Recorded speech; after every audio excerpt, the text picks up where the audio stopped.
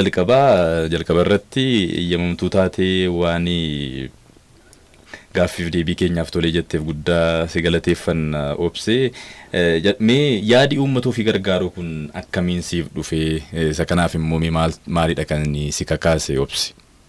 Galatoomii carraa kana naa kennuufii fi yaanni saba koo gargaaruu kan inni naa dhufee fi bara 2009 hospitaala Najjoo hojii tola ooltummaa gaggeessuudhaaf hiriyaa koo narsii Ameerikaa kan taate ejjen dhufne gaafa tajaajila kenninu wanti nuun argine wanta baay'ee nama suukanneessuuf nama gaddisiisu ture. Ijoollee xixinnoo baay'ee dhukkuba busaatiin du'u, tajaajilli fayyaa ga'aan hin turre, qoricha ga'aas hin qaban turan hospitaala keessa. Meeshaanis hanqina qabaa. Kanuma gaafan ilaaluun ofii kootti murteessee biyya Ameerikaatti deebi'ee waggaa waggaadhaan uummata kana amman danda'ee humna koo fi qabeenya koof dandeettii kootiin tajaajiluutu narra jira jedheen murteesse. Hayyeegaa amma biyya ofiima keessa ta'aniyyuu hojii tola ooltummaa hojjechuun baay'ee cimaa. Ati immoo gaa biyyaan kanatti jirtu. Wanti kun sakaallaa akkamii qaba ture? Kanarratti immoo maaltu si mudate yeroo hojii kana hojjettu? Biyya ambaa keessa ta'anii nama ofii gargaaruun cimuu danda'a. Garuu rakkinni addanatti na mudatu rakkina uummata sana biyyatti mudatu hanqina qorichaa fi hanqina meeshaa fayyaatiin rakkina isaan mudatu wanta hin caallee fi rakkina asii natti dhufee jabaadheema keessa darbuudhaani akka wantan ummatichaaf karooree yookiin wantan ummatichaaf hojjechuu yaade akka fiixaan ba'uu fi irratti cicceema hojjedhe rakkinoota na gargaaran keessaa tokko lama na mudatan keessaa tokko lama si kaasuu fi gara caaluu hojiin kun kan hojjetamu hojii tola ooltummaa kun kan hojjetamu namootarraa dooneeshinii yookiin gargaarsa horii gargaarsa meeshaa gaafachuudhaani. Si'a baay'ee namoota keenya bira gaafan deemee gaafadhu namni hundumtuu kaayyoo kanaa yookiin mul'ata kanan deeggaru ija namaa laaluu qabaa, namatti deddeebitee gaafachuu qabaa, har'aa yookiin iimeelii godhee bilbilaan duukaa bu'uutu narraraa yookiin qaamaan gaafan namoota sana arguu gaafachuutu narraraa. Akkuma rakkinaatti kanan kaasu yoo jiraate ijuma namaa laaltee kana na gargaaraa kana naa godhaa jechuudha. Kanarraa kana rakkinoonni kaan baay'ee waan ammuma kanatti nama danqu hin turre. Danqinuma dhuunfaati inni immoo uummata ofii tajaajiluuf waan nama rakkisu baay'ee keessa darbanii bira ga'utu namarra jira jedheen. Toleegaa kan biraan immoo gaa faawundeeshinii tokko ni qabdu East African Medical Relief Foundation kan jedhudha. Mee dhaabbati keessan kun hojii akkamii hojjechuudhaaf karoorfatee jira gara fuulduraatti? East African Medical Relief Foundation kan jedhamu dhaabbati non-profit yookaan miti mootummaa kun kan akka tola ooltummaatti kan inni galmaa'ee biyya Ameerikaa kutaa Kaalifoorniyaa keessatti bara 2012 ture. Isa duras nuun hojii kana hojjechaa turre maqaama itti laannee seera hin qabsiifne malee eega maqaan kun qabamee hojii tola ooltummaa kun immoo itti fufee daraanii kun kan nu gargaaruuf gara caaluu namoota adda addaaf dhaabbata gurguddaarraa gargaarsa argachuudhaaf ture. Hojii baay'ee hojjennee namoota adda addaa yeroo adda addaatti gara magaalaa Najjootti fiduudhaani hojii tola ooltummaa kan baqaqsanii hodhuu, kan ijaa, kan hidhii, kan gadameessaa, kan ijoollee onnee qabanii fidanii ekkokaardiyoogiraamii yookaan altiraasaawundii kan onnee isaanii kaasuutiin ittiin ilaaluuf hojjechaa turre. Gara fuulduraatti immoo karoorri keenya guddaanii waaltaa qorannoo magaalaa Najjoo irratti dhaabne akka giddu galeessaa goone naannoonni lixa Oromiyaa jiran akka dhufan achitti tajaajilamanidha. Imaging and Diagnostic Center kan jedhu magaalaan Najjoo lafa bulchiinsa magaalaa Najjoo lafa nuu kennee lafi sun jira. Ituu isarratti hojjechaa jirru wayiin hanqina oksijiinii fi rakkoon kara sanaa jiru irra caalee waan mul'ateef hojii sana ammaaf dhaabneetu isa kan atattamaanii kan oksijiinii jenereetarii irratti fulleeffannee hojjenne karoorri keenya guddaanii akka East African Medical Relief Foundationitti yoo waaqayyo nu gargaaree hospitaalota Oromiyaa keessa jiran hundumaa dhaabbattoota adda addaa wajjin waliin ta'uunis biiroo eegumsa fayyaa Oromiyaa Ministry of Health wajjin waliin ta'uudhaan ta'e Oromiyaa guutummaa golee arfaniin jiran keessumaayyuu hospitaalota moggaarra jiranii haalli ittiin mana yaalaa dhaqan itti rakkisaa ta'e irra warra jiraniif tajaajila kennuudha. Egaan kun hojii guddaadha. Baay'ee hojii namoota biraafis fakkeenya ta'uudha jenneeti kan nuyi amannu keessumaayyuu amma waaltaa qorannoo hundeessuutti ga'amaa jira ta'ee jennaan hojii guddaadha. Keessumaayyuu ga'amma sababa ittiin siin argannee haasofsiifnuyyuu kan nuuf ta'e waa'ee oksijiinii warshaa oksijiinii oomishuu qilleensa irraati warshaa oksijiinii oomishuu hundeessuun keessan mataansaa keessumaa dhibee kana duukaa immoo ol qabatee hojii guddaadha inni suni namooti baay'een miidhamuu danda'u gaa Finfinneedha kan giddu galeessi oksijiinii jiru amma Finfinnee dhufee namni deebi'utti gaa dhibeen sanaan miidhamee yookiin immoo lubbuun isaas darbuu danda'a isa kanaaf egaa kuni boqonnaa guddaadha uummata biraas egaa kun galata guddaa akka siif argamsiisu beekamaadha. Kan biraan egaame gargaarsa kana yeroo qindeessitu amma qaamotti si tumsan jiru isaaniin mee akkamittiin amansiifta akka lammii kee gargaaraniif maalittiin jetta sababiin isaa amma namni waa nama gargaaruuf amanuu qaba waan ta'eef jechuudha.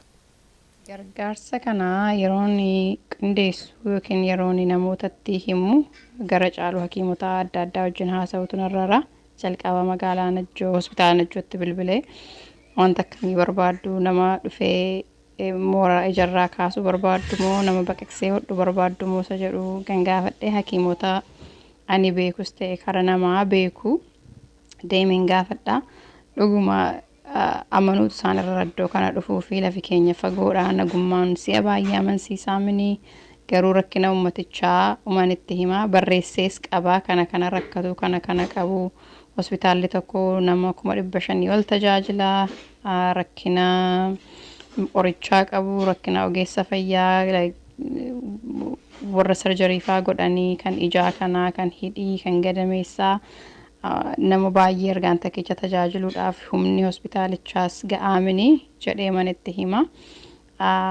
beeku warri baay'een hin ilaalu Oromoon eenyudha Oromiyaan eessa jira achi keessa gaafa dhaqan immoo lixi Oromiyaa eessaa magaalaan Najjoo eessaa isa jedhu ilaalaniima eegasiigaa yeroo fudhatanii matti amananii naajjin dhufuu danda'u jechuudha sagantaan kun itti qopheeni ji'a jaati amma waggaa tokko fudhata namoota kana amansiisee ofii koo eenyummaa koo isaan barsiisee akka isaan amananii naajjin karaa dheeraa kana deeman gochuudhaaf yeroo dheeraa fudhata garuu amma ammaatti waaqayyo nu gargaaree namoonni naajjiniin deddeebi'anii hakiimootii 3 waggaadhaan si'a 4 dhufanii tajaajila tolaa kana uummata naannoo sanaaf kennanii deebi'anii Najjoorra haa dhufaniyyuu malee warri kaataraaktii fi cleft lippii kan gadameessaa tajaajila kennan kuni ummati naannoo Bagiitii Gidaamiidhaa naannoo Aayiraatii kan dhufanii tajaajila kanatti gargaaraman baay'ee isaaniitu jira. Egaa ofii beeksisnee rakkina naannoo keenyaa itti himuudhaan akka isaan amananii naajjin dhufan taasisuu danda'eera. Baay'ee gaarii dhagaa waan si dhibu Finfinneedhaa ba'anii gadi bu'anii iyyuu nama gargaaruun yeroo cimu kanatti fageenya amma sanarraa dhuftanii akka kanatti keessumaa immoo si qofayyuutu hin ta'in baay'inaan egaa namoonni si duukaa dhufanii biyya keessatti tajaajila tolaa sana kennaniin namoota lammii biyya alaadha garri caalaan isaanii isaanis egaa akka isaan si waliin dhufan gochuun mataan isaanii iyyuu waan cimaadha. Kan biraan egaame diiyaaspooraas ta'ee namoonni biroon biyya isaanii akka isaan gargaaraniif dhaamsa akkamii qabdaaf mee? Biyya ambaa ta'anii biyya isaanii warra gargaaruu barbaadanii fi dhaamsan qabu yoo jiraate namni waan qabu kennee donnan jedhamu akkuma Oromoon jedhu waan dandeessaniin saba keessan gargaaraa jireenyi ulfaachuu danda'a cimuu danda'a lafa jiraatanii garuu jireenyi haa ulfaatu iyyuu malee rakkina isa ummati keenya biyya jiru Oromiyaa jiru keessa jiru irra hin caaluu gatii ta'ee fi akkas jedhee yaada gara kootiini. Kanaaf amma dandeessan saba keessan gargaaraa ummata keessan gargaaraa takkichumaan kaanee Oromiyaa guutummaa gargaarra jechuu hin dandeenyu. Abbaan dandeessan biyyatti dhalattan gandatti dhalattan yookiin safarumatti dhalattan mandaratti dhalattan keessatti waan tokko tokko gochuudhaan gargaaruu jalqabuun gaariidha. Inni ogeessa ta'ee ogummaa isaatiin, inni qabeenya qabu qabeenyaa isaatiin, inni babbaan karuma ijoo barumsaa ittiin barateetiin yookiin warri barannes warri qabeenya qabanii abbaan waama gargaaruu dandeenye akka uummata isaa gargaaru waama xiqqoo isheerraa jalqabaati. Yoo guddisuu dandeessan immoo guddisaa saba keessan gargaaraa sabii keenya isa yeroo kamii caalaa nuun nu barbaada nuun nu eeggata. Kana dhadhaamsi koo namoota uummata daayasporaa jiranii yookaan biyya Oromiyaa keessaa alaa warra jiraataniif. Eeyyega gaggaasati godhaa turte ammas immoo gochaa jirtu iddoo tokkotti duwwaa kan murtaa'e miti gara baha Oromiyaatti illee egaa deemtanii gargaaraadha kan isin turtanii gara caalugaa guutummaa Oromiyaa keessatti akka inni ta'uu fi wanta ati yaadaa jirtu jira. Gargaarsi nuun amma gochaa jirru kuni akkuma sila dubbadhee biyya ammaaf naannoo lixa Oromiyaa magaalaa Najjoof naannoo isheerratti murtaa hundaa'ee achitti jalqabnee kanan achi jalqabeefis gatiin Najjoota dhaladhee guddadheef uummata naannoo sanaa haala naannoo sanaa gatiin beekuufidha. Garuu karoorri keenyaa yoo Waaqayyo jedhee gara fuulduraatti naannoo Oromiyaa iddoo kaanis golee arfanuu jiranitti babal'isuudha. Kana gochuuf immoo dhaabbata adda addaa wajjin olii taanee waliin wajjin hojjechuudhaaf haasa'aa jirra. Akka dhaabbata ogeessota fayyaa Oromoo kan idila addunyaa namoonni achi keessa jirru baay'een keenya namoota godina adda addaarraa dhufnee naannoo adda addaarraa dhufneetu jira. Isaan wajjin waliin ta'uudhaani hojii tola ooltummaa kana naannoo Oromiyaa jiranii naannoo hundumaatti babal'isuudhaaf kaayyoo guddaa qabna. Anis akka dhaabbata kanaa dhaabbata East African Medical Relief Foundation itti kanaan dura ogeessota fayyaa Oromoo wajjin waliin ta'uudhaan dhaabbata waliif jedhamu kan biyya Finfinnee keessa jiru wajjin waliin ta'uudhaan yeroo namoonni keenya naannoo Somaaleerraa buqqa'anii kaampii Hammaarressaa Harariin jiruu fi kaampii Dirreedawaa deemnee tajaajila tolaa kenninee deebine. Eegasiis immoo eega isaan dhufanii naannoo Finfinnee qubataniiti naannoo Bishooftuu Duukam Moojoo deemnee meeshaa adda addaa kan gargaarsaan kenninee fi hakiimota Oromoo kan magaalaa Finfinnee jiranii wajjin immoo deemnee gorsa karaa fayyaa irratti kenninee fi turre. Ammas immoo hojiin kuni haalaan kallattii qabatee akka itti fufee naannoo Oromiyaa kan biraatti babal'isnuufis irratti hojjechaa jirra.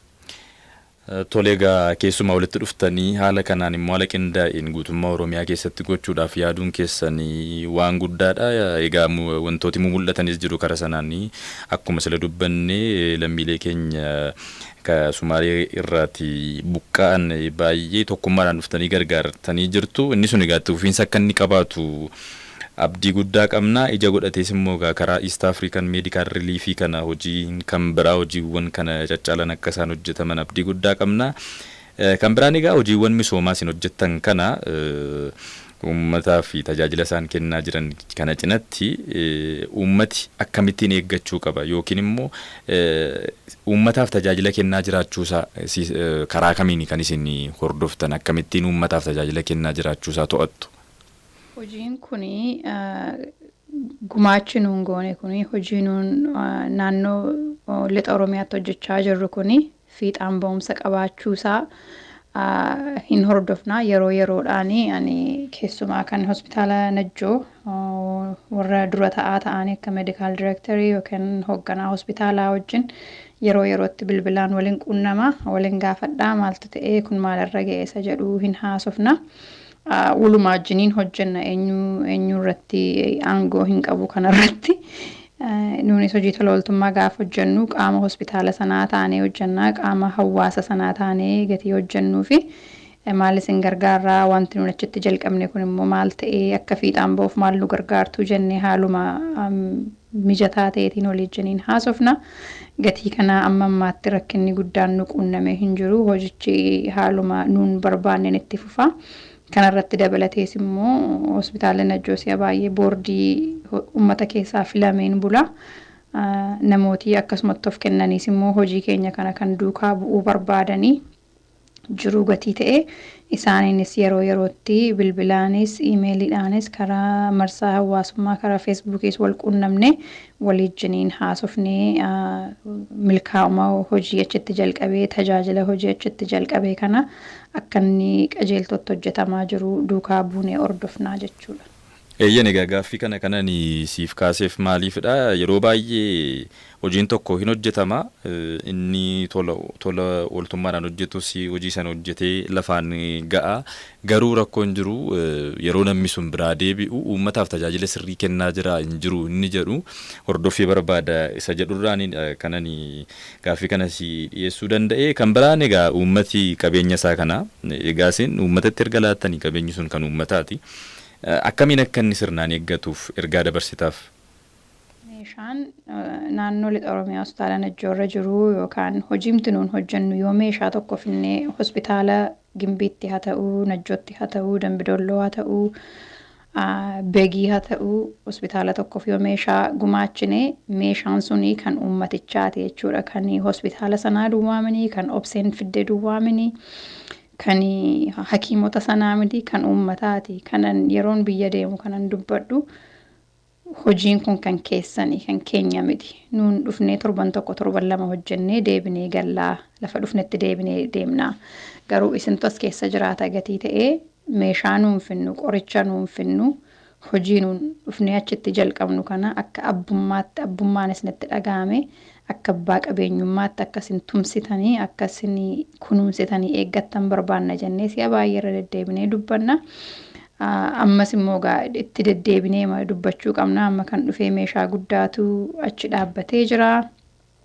Meeshaan oxygen generator plantii jedhu yookaan meeshaan qilleensarraa oksijinii uumu kuni gara akka doolaara Ameerikaatti gara doolaara 400 oliin bitame akka gargaarsaatti dhaabbata miti mootummaa Rotary International jedhamuutiin akka gargaarsaatti argannee finnee achi dhaabne meeshaa kana isa yeroo kamii caalaayyuu meeshaa ammas gatiinsaa guddaa ta'e finnee dhaabneen beennu kun isa jalqabaa keenya isa dhumaa miti jedheen abdadha yoo meeshaa kana sirriitti kunuunsinee eeggannee abbaa qabeenyummaan uummata naannoo sanaatti hojjettoota naannoo sanaatti dhaga'ame kana seeraan kunuunsanii qabanii fiixaan ba'umsa hojiinuun naannoo Oromiyaa kutaa kan biraatti hojjechuudhaaf karoorfannee jirruuf baay'ee nu gargaara yoo meeshaan kun seeraan qabame seeraan akka hojiinsaa hojjetamu taasisanii kunuunsanii dhaabbata kana deebisnee gargaarsa gaafannee iddoo kan biraatti dhaabuudhaaf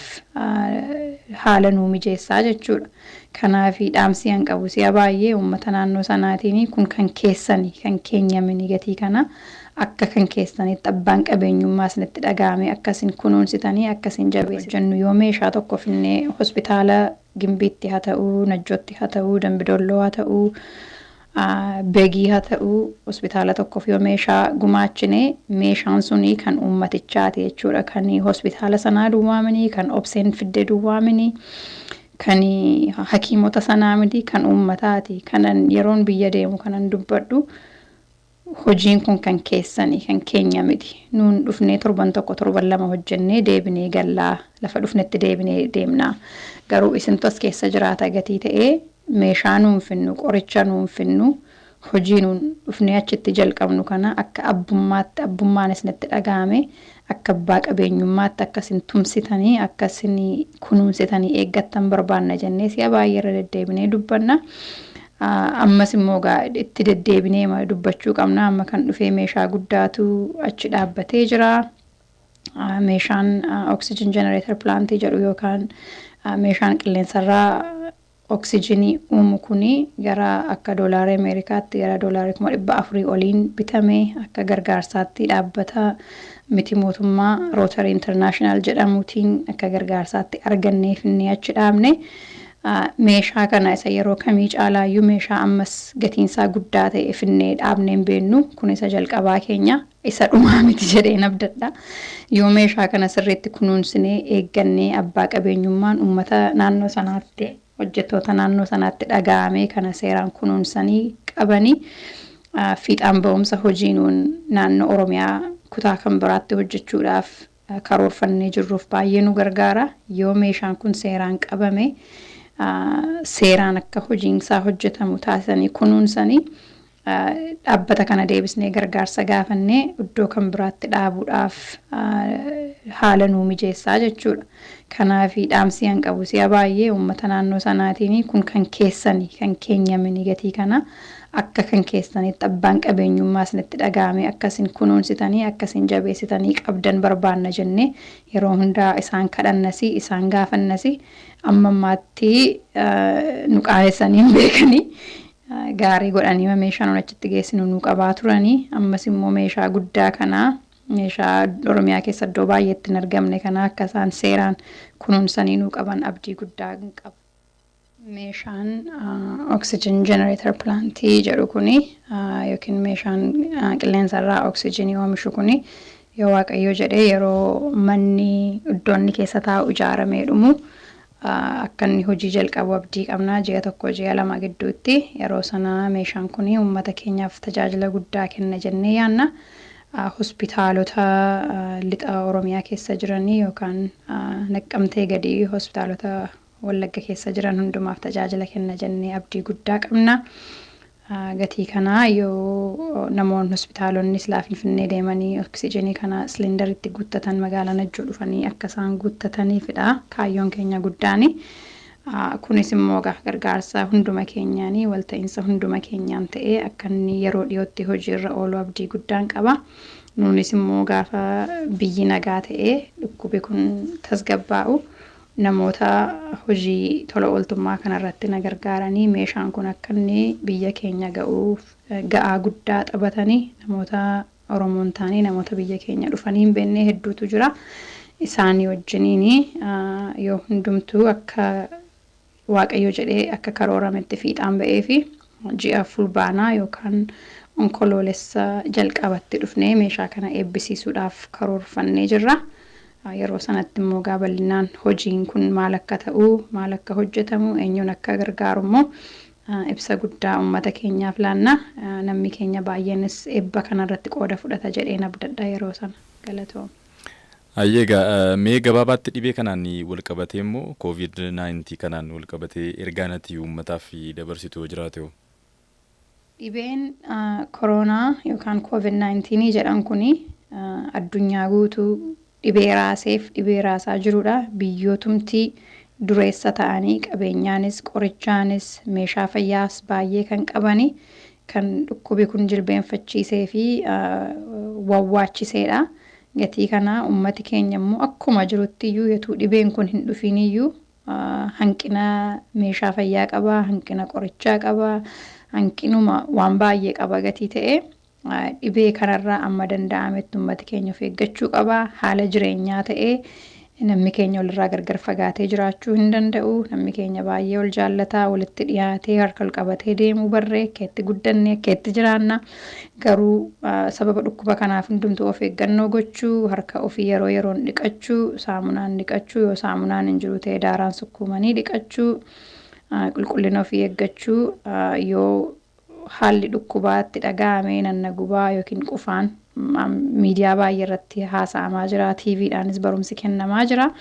Garuu isatti dabalee kanan jechuu barbaadu yoo isin dhukkube manuma keessan ta'a. Ollaa dhaquun hin barbaachisu, fira dubbisuun hin barbaachisu. Of eeganii yaa Waaqayyo na eegi jedhu. Ani dhukkuba kana baay'een sodaadha. Biyyi guddaan qoricha qabu warrumta akka biyya Ameerikaa, biyya Awurooppaa baay'ee sodaatanii baay'ee raafaman gatii ta'e. Uummata keenya immoo yoo uummata keenya baay'inaan yoo qabate immoo uummati kun akkam taasa jedhu baay'een sodaadha. Waaqayyo sinaa eegu isin immoo amma dandeessanitti of eeggadhaan jedha dhaamsi koo kana. Ayyeegaa obsee gaaffiinani siif qabu gabaabaatti kanumadha. Yeroo keerraa fudhattee yeroo gabaabaa gidduutti kanatti yemamtuu taatee deebii keenya sirnaa fi haala gaariidhaan kanatti dhaggeeffattoota keenya kabajjeenuuf deebistee egaa xumura irratti hojii kana yeroo hojjettu qophaa kee akkatti hojjenne beekamaadha. Namooti si gargaaran namooti si cina turan baay'ee akka isaan ta'anii beekamaadha gaanii beenna. Mee ani siin guddaa siin galateeffadha. Ati immoo namoota galateeffachuu qabdu akka galateeffattuuf carraa sii kennu. Galatoomii atis carraa kana naa kennitee yaada koo akka kanattiin akkanii ibsuu carraanaa kennuu kee ulfaadhu. Namootaan galateeffachuu barbaadu duraan dursee waaqayyoon hin galateeffachuu barbaada. Itti waaqayyoon hin gargaarre itti waaqayyoon hin gaggeessine homaa gochuun hin danda'amu ture. Beekumsa koonii yookaan qabeenyaa koonii yookiin yeroo kootiin wanta godhe baay'ee isaa hin qabu. Gargaarsa waaqayyoof adda waaqayyoonaa kennitu na gargaaree akkan hojii kanaa fiixaan ba'umsaan hojjedhu naa wajjin jira. Ammas immoo abdiin qaba gara booddeetti akka naa wajjin ta'u kanatti aansuudhaanii kanan galateeffachuu barbaadu abbaa manaa koo kan ta'e abbaa ijoollee koo isaaf ijoollee koo lachuu ijoollee xixinnoodha waggaa 3 waggaa 5 xinnoon immoo waggaa 1 isaaniin galateeffachuun barbaada. Waan baay'een gaafa godhamu isaanitti yeroo hirriseenii walga'ii adda addaa iddoo adda addaa deemuun gaafa irra jiru isaanii manatti dhiiseenii yeroon silaa isaanii wajjin dabarsuu danda'u adda kuteen deema gatiin ta'ee fi gargaarsaaf tumsanaa kennan hundumaa fi isaaniin galateeffachuun barbaada. Abbaan warraa koo jalqabaa kaasee yeroo hojiin kun jalqabee kaaseetuma waliin fuudhin iyyuu nama na gargaaruuf na bira dhaabbatu ture. Isas guddaan galateeffadhaa. Maatii koo obbolaa koo warra biyya Ameerikaa jiranii warra biyya Oromiyaa jiranis hundumtuu baay'ee na wajjin dhaabatu na gargaaru ijoollee koo gargaaru waaqayyoon nu kadhatu isaaniinis guddaa galateeffachuun barbaada. Maatii koo hiriyoota koo hundumaa warra Finfinnees Najjoos Oromiyaa guutummaa keessa warra jiranii fi warra biyya alaa jiranii hundumtuu galateeffachuun barbaada. Namooti kanarratti na bira dhaabatan nama Keenyaa nama Oromoo qofaa miti namoota afaan keenya hin beekne biyya keenya hin beekne baay'eetu na bira dhaabatee na gargaare carraan argadhe kana hunduma isaanii galateeffachuun barbaada. Atis ulfaadhu galatoomii carraa kanaaf. Hojjetootaaf dura buutota hospitaala Najjoo CEO Medical Directory narsoota hojjetoota hundumaa kan yeroo baay'ee deddeebinee waliin hojjennuu fi gaafa keessummaa finnee dhufnu kan baay'ee nu gargaaranis galateeffachuun barbaada. Biiroo eegumsa fayyaa Oromiyaa keessa namoota jiranii dura buutummaadhaan kan hojjetanii kan yeroo baay'ee quunnamne bilbilaanis qaamaanis dhufnee yeroo wajjiniin haasofnu wanta nuun uummata keenyaaf barbaannu fiixa ba'umsaan akka hojjetamuuf kan nu bira dhaabatanii nu gargaaranii hundumaa galateeffachuun barbaada. Isaan kanatti dabala fayyaa ta'e. Egaa dhaggeeffattoota keenya turtiin nuti Obsee Luboo waliin goonee kana fakkaata ture. Wallee tokko dhaggeeffannee walitti deebinaa kan isin dhaggeeffataa jirtan FM Finfinnee 92.3 irratti kan darbu qophii bashannanaa IHIMdha. Kamisaa fi wiixata sa'a 3:04 qilleensa irraan isin bira geenya. Akkuma dhuma sagantaa keenyaatti akka nu waliin turtan isin afeeraa wallee tokko dhaggeeffannee walitti deebina.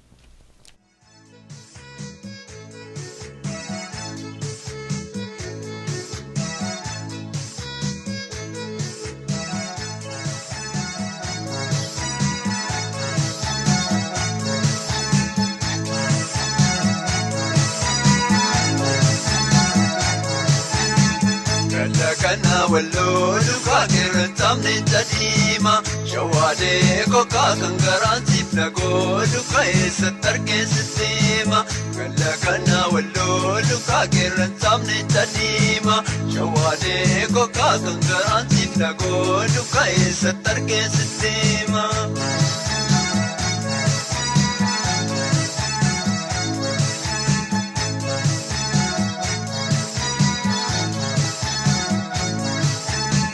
Gabayatu jedani ka gabayatu mukuma shawade ko kana manatu jedani kana manatu dukuma sirbano labadi tu kala pamparpadesani shawade ko kajibano namadi su kana manjata nesani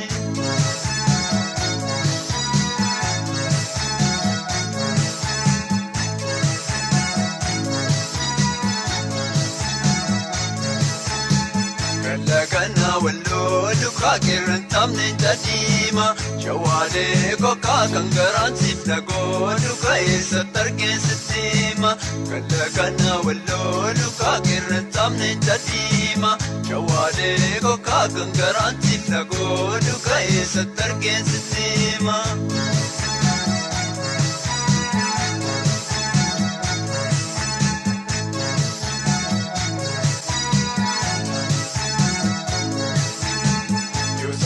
kotu diidee birbiriin gadoofaanii ejjimma buusanii kaalu. Shawaadee kokkaayo jaartiin rafu diidee wanta goota guugaanii shakkee fuudhanii baadu.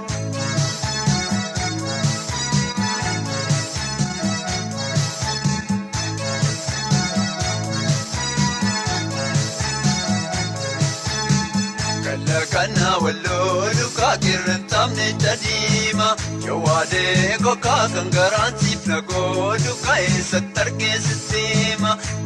Kana wallolu kakirin tamne jadima Shawaadee kokkaa kan garaansiif nagoodu kaa'eessa targeessiteema.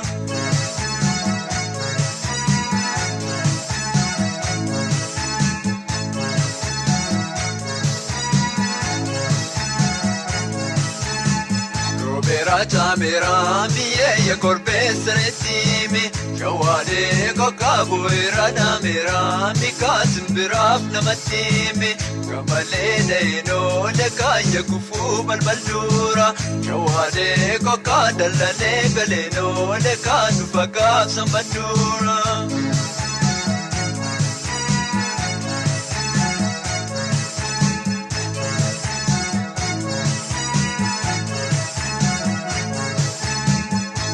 Kana wallolu kakirin tamne jadima Shawaadee kokkaa kan garaansiif nagoodu kaa'eessa targeessiteema. Kana wallolu kakirin tamne jadima Shawaadee kokkaa kan garaansiif nagoodu kaa'eessa targeessiteema.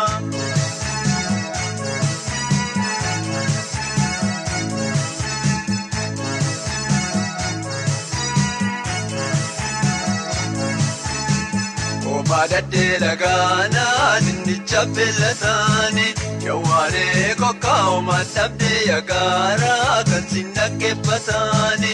Ijaaramtiin yoo biitu kaayyataa fi joo birgaama Shawaadee kokkaa si yaadan kiyyooliitu kaayya rigaa konaagaama.